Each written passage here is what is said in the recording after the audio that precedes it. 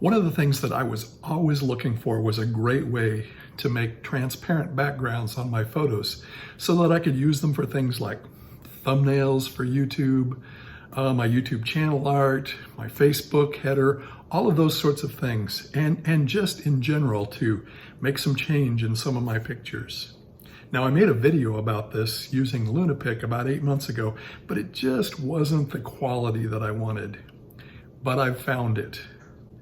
Now, there are lots of great ways like Canva and so on to make transparent backgrounds, but none of them are free.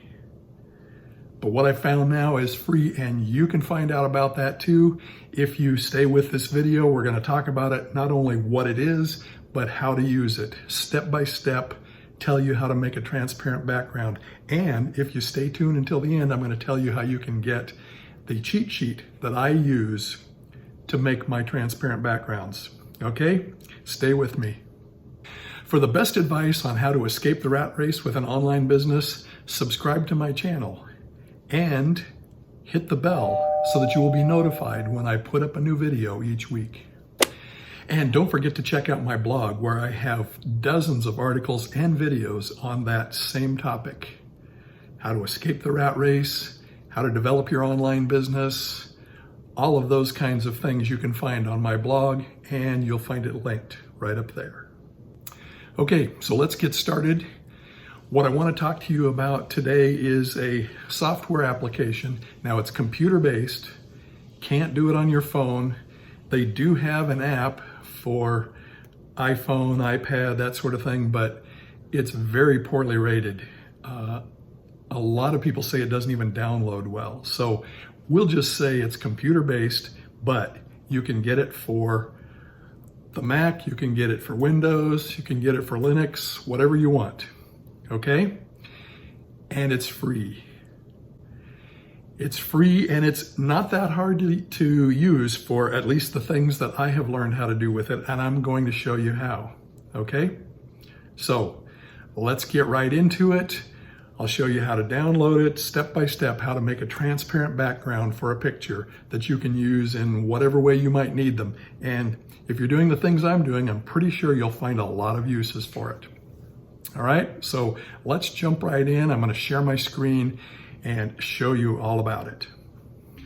All right, we're looking at my computer screen here, and we're at gimp.org, Gimp's website. Gimp spelled G-I-M-P, and we're going to download the latest version of the software, or at least we think we are. At least for Mac, that's not going to work, but Gimp, the latest version as of February 2020, I'm actually recording this in March, but was 2.10.18. At least for Mac, 2.10.14 is the latest that we can download. And as you see here, it's also available for Windows and for Linux if you are looking to use it on some other platform than Mac, which of course many people are. And I just downloaded it directly from Gimp, but if you need to download it some other way, there are instructions here on how to do that. Okay, so let's go ahead and open up Gimp. It's this little icon with, I believe, what is supposed to be a dog with a paintbrush in its mouth. Okay, so we're opening that and following along on our cheat sheet, which you're going to be able to get a copy of so that you can do this, remember how to do this without having to look at my video each time.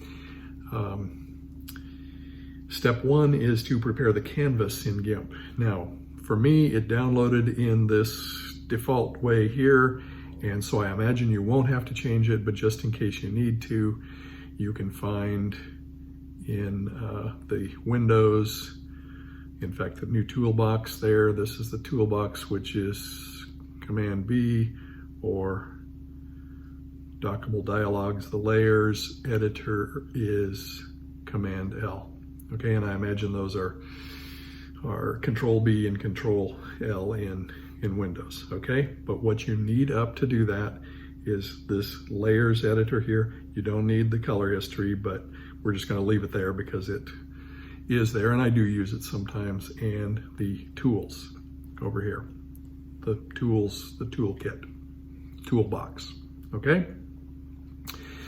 All right, so now we need to upload the photo that we're going to use. Now I have mine in recently used here, but you can see that you can go through, navigate through your documents on your computer, documents, or maybe you have it on your desktop. Wherever you have it, you can look through and find that, but I've got it here. It's this JPEG right here, and we're gonna open that up.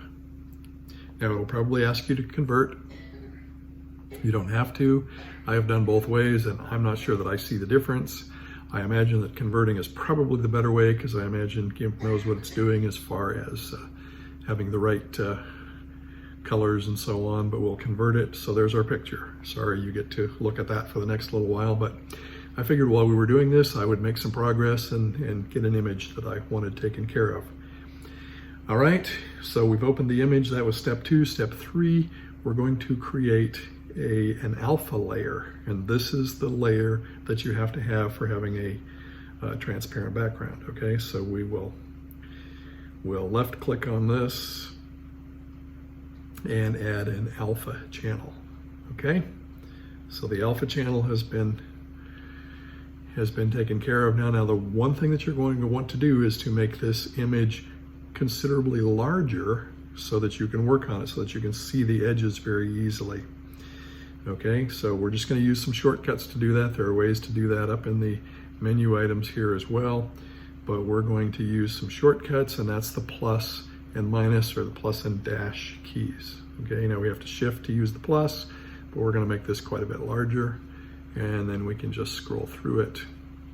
And we're going to start down here fairly close to the bottom on this side, and we need to choose either the scissors select tool is already selected. You can also use the free select tool. I'm going to use the scissors select tool here. Okay, and we're just going to use the spot we want, put it in the crosshairs there, and begin selecting. Now you're going to want to select fairly close together. And it depends some on how much color variation. If it's a fairly block of color, it's going to find the line fairly easily. And if there's quite a bit of between the background and the image that you're cutting, if there's quite a bit of contrast between them, it'll be fairly easy to find, and you may not need to make them quite as close together. Okay. But we want to get as close as we can to that. Now, if you find that you didn't like that point, you can just hit the delete button and move back 1 or 2 or whatever you want to. Okay. It wasn't that bad, but just to show you how. And I'm not going to do this in real time. I'm going to show you the whole thing, but I'm going to speed it up a lot. But I will look at the time and just give you a good estimate of what the time it took to do that, okay?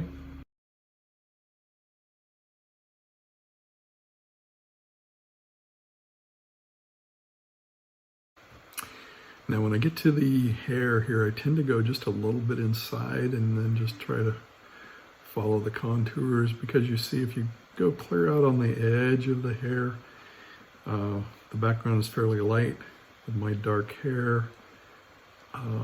It's not a solid object, so you tend to see a lot of the background through it, and it's not, I mean, it looks like you've cut something out.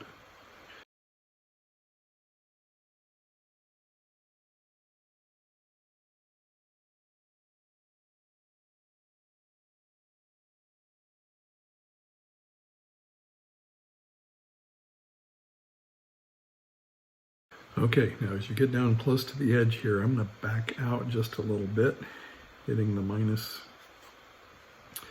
or dash key. Now, they tell me, I've never actually experienced this, but if you click clear outside the canvas here, you can lose everything. You don't want to do that, okay? But as long as you've got the canvas large enough so that you can click in here, and you're going to want to backtrack from that, but you can do that. Okay, now this straight line is really easy to do. So we're going to click over here, and it's going to draw that whole line for us there. And then I'm going to shift and go plus here, and we're going to finish this up really quickly here.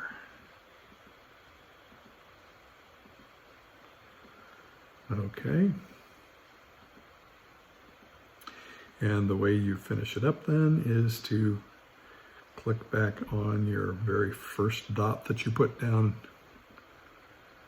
way back, what seems like a long time ago, and it's been about 10 minutes. Okay, so that's the long step. That's most of step 4 there. Now we're going to hit return or enter to choose this as our selection. Okay, now what we have selected here is actually the picture on the inside, but that's not what we're trying to get rid of. So after we've hit enter to select that, we need to go up to the select menu and hit invert, which will then, let's back out a little bit, which will then have the background selected. All right, I have a question for you. If you don't use Gimp to make your transparent backgrounds, what is it that you use? I'd like to know. Tell me about that in the comments below. All right, now this is, as we put in the notes there, probably a good time to save this. If you haven't saved it yet, it does save as, but I just like to hit save as, which there is a shortcut for too, but rather than remember that, I just go up there and hit save as. Okay, now it's named it, and this XCF is the Gimp file extension. Just stick with that. If you want to change the name, you certainly can. And you may want to save at several different areas and use the save as and number them or something like that. Change the file names on them so that you can go back if you want to. I don't like that, so I'm going to go back to number 1 or number 2 or whatever. But for this, we're just going to save that like that. And we already have something named that because I did this before, kind of practicing on it, but we're going to go ahead and replace that. Okay, so we've saved it now. Let's go on. Step 7 is to cut the background. So we're going to use the cut command. You can go up here to edit and you can see those, but I just use the shortcut, and that's Command X. Okay, so we've made our background transparent there. All right, so that's really all there is to it, but let's just go around, let's enlarge it again and go around and look at the edges and see if there's anything that we want to edit at this point. And we might have a little bit there. Let's, just to show you how, let's go ahead and use the erase tool. Now, I would, the size is important, and you're gonna want it fairly small. And then the other thing is hardness, and I would take these quite a ways down because you don't want to do too much and you want to make it easy to backtrack, okay? And the other thing for making it easy to backtrack is doing small amounts at a time. And you use the crosshairs again, and we're just trying to make it look like the checkered background. Okay, that's actually doing pretty well. Getting rid of that.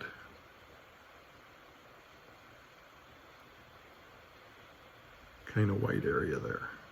Okay? Not too bad.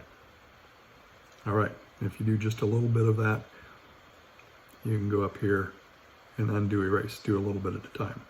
Obviously, if you spend a long time on it, so we've got our transparent background there. All we need to do at this point is to save it, or actually what we're going to do here is we're going to export it.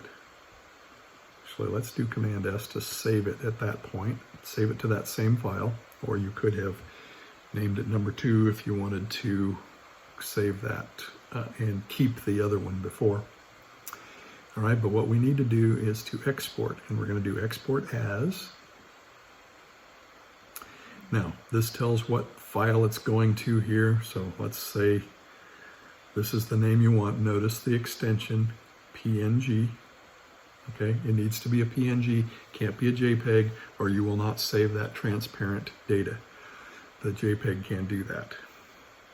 All right, so we're going to just say that that's how we want it and hit the export, and then it's going to give us a few more.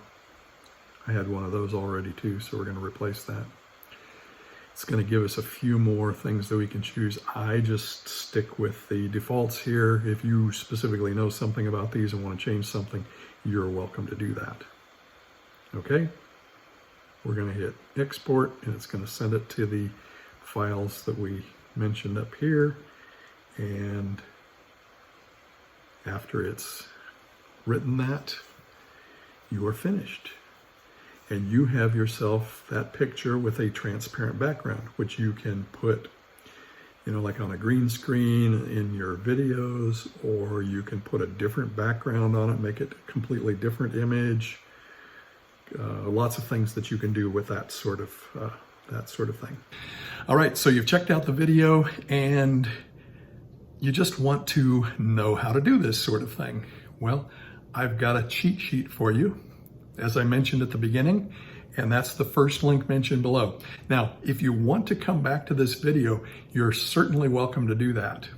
You'll find the information you need. YouTube will like it. I'll like it. It's unanimous. But for most of us, time is an issue. So that first link below is a cheat sheet. It's what I use when I'm doing this. Okay? Just click on that link and you can get that entirely for free. Or maybe you're not that far along yet in your online business pursuits and you just want to know what you can do to get started. Okay, what kind of product, what niche do you want to be in? Who can you get to help you? Who can you get to mentor you? All of those sorts of questions, I answer that in a video course that I've done. It's delivered to you over 4 days that covers all the basic steps in getting started with an online business. If you'd like to check that out, again, it's entirely free. That's the second link in the description underneath this video. And finally, what should you do next? Well, check out these videos that you're going to see around me. Subscribe to my channel. And if you like the video, give me a thumbs up. Tell me you liked it. Share it with your friends. I'm sure it would be helpful for them as well. Okay? Thank you so much. It's been fun. I'm Daryl Ballard, and we'll see you in the next video.